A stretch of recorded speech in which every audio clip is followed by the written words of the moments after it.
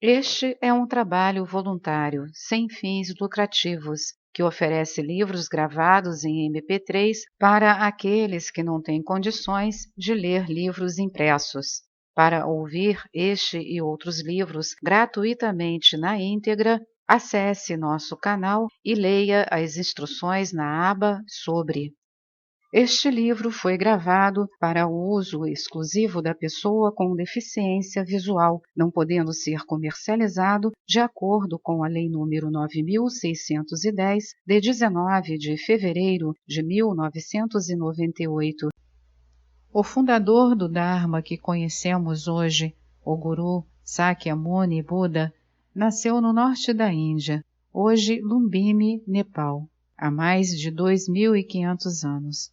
Seu pai era o rei do poderoso clã Sakya, mas, aos 29 anos, seu filho e herdeiro, o príncipe Siddhartha Gautama, motivado pelo desejo de compreender a existência do sofrimento e pelo fato de como ele poderia ser superado, se é que poderia, renunciou ao reino e deixou o palácio em busca da verdadeira natureza de toda a existência.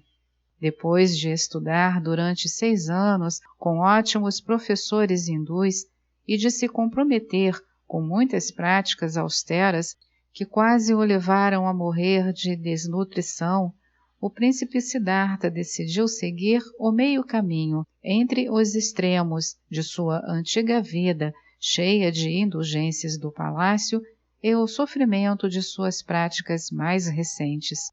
Então, na região hoje conhecida como Bodh Gaya, Bihar, ele se sentou sob uma figueira e meditou em solidão até se dar conta de seu objetivo, a iluminação completa, total e incomparável. Assim ele se tornou o Lorde Sakyamuni Buda, o sábio iluminado do clã Sakya. Durante os 45 anos seguintes, ele levou a vida sem lar de quem renuncia a tudo, errando de um lugar a outro, pregando e passando quase todo o verão em retiro. Suas primeiras lições foram dadas em Sarnath, cerca de 7 semanas após a iluminação. Lá, ele proferiu seu famoso discurso sobre as 4 verdades nobres, no qual explicou que a natureza da vida mundana é o sofrimento, que esse sofrimento tem uma razão, que esse sofrimento pode acabar por completo e que existe um caminho para seu fim. Depois disso, por onde quer que passasse, ele ensinava aos que eram receptivos o que quer que precisassem saber, de acordo com seu nível mental. Assim, durante o curso de sua vida e sem ordem particular, o Buda transmitiu uma incrível quantidade de profundo e vasto conhecimento a um enorme número de pessoas.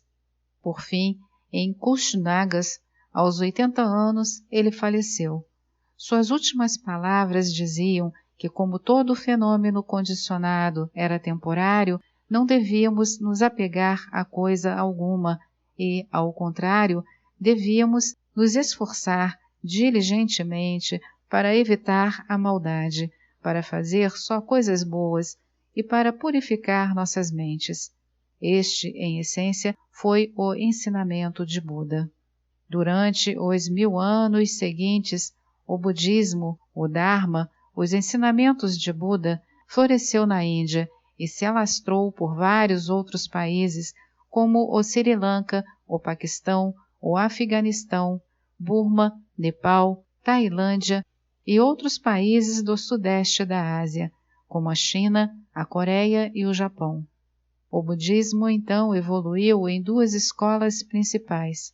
A diferença primordial entre elas é definida mais pela motivação de quem as pratica do que por alguma forma externa.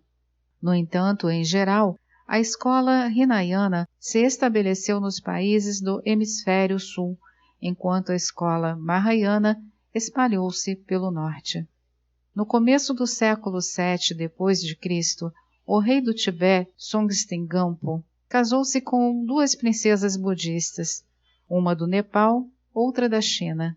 Sob a influência delas, ele se tornou budista e plantou as sementes do budismo no Tibete, construindo vários templos e mandando um de seus ministros, Thammi Sambhota, à Índia para criar um documento escrito para que os textos budistas pudessem ser traduzidos do sânscrito para o tibetano.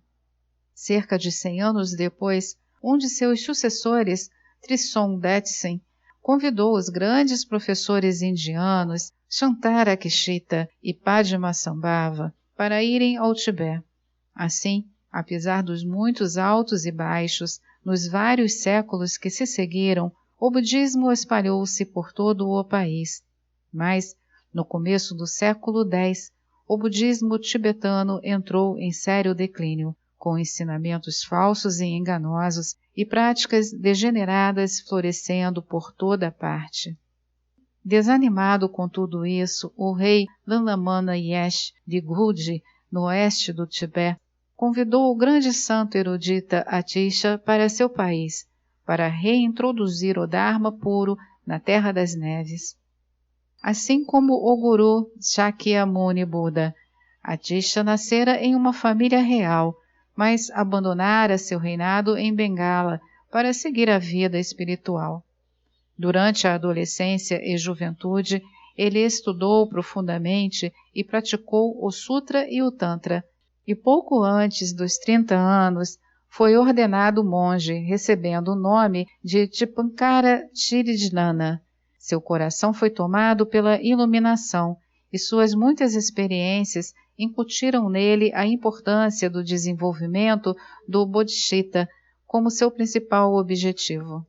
Ele descobriu que o maior professor contemporâneo do Bodhisattva era o renomado guru Suvamadvipa, que vivia onde hoje provavelmente se encontra a ilha de Sumatra. Atisha então engajou-se em uma jornada arriscada e árdua que durou 13 meses através de oceanos para estudar com esse grande professor e permaneceu com ele por 12 anos, estudando e praticando até desenvolver o Bodhisattva. Ele então voltou para a Índia e finalmente estabeleceu-se na grande universidade monástica de Vinkrasla, em Magadha. Foi lá que os emissários de Lalananda Yesh o encontraram e lhe imploraram para ir ao Tibete.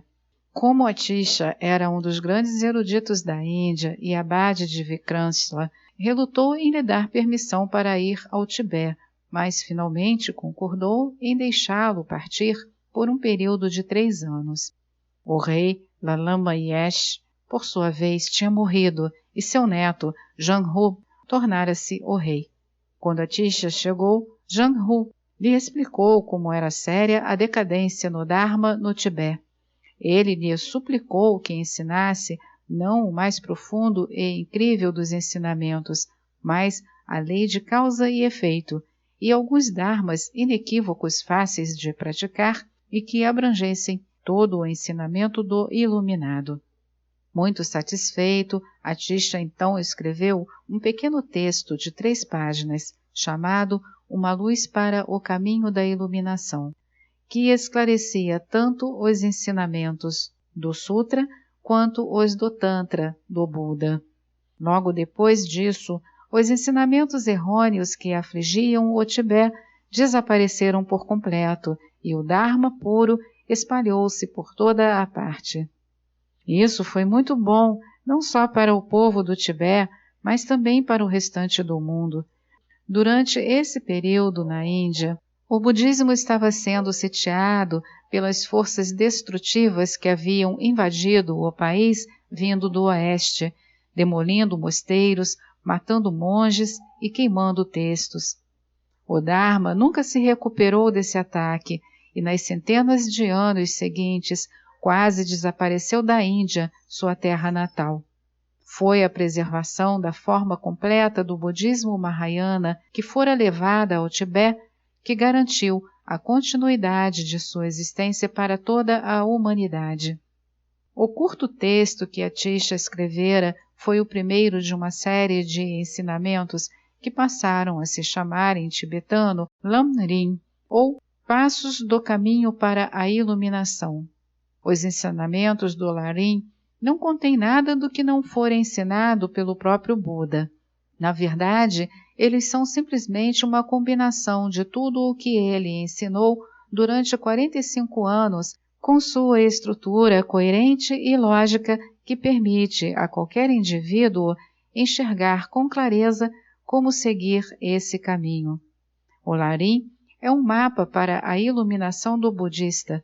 Os seguidores de Atisha desenvolveram ainda mais essa apresentação única do Dharma, e os ensinamentos do Larim se tornaram a base para a maioria das escolas de budismo tibetanas e que se desenvolveram ao longo dos séculos seguintes. Sua própria escola ficou conhecida como a tradição Kandan. Esta é mais uma edição do canal Livros Falados Voz Humana. Que o bem, o bom e o belo se multipliquem em benefício das criaturas.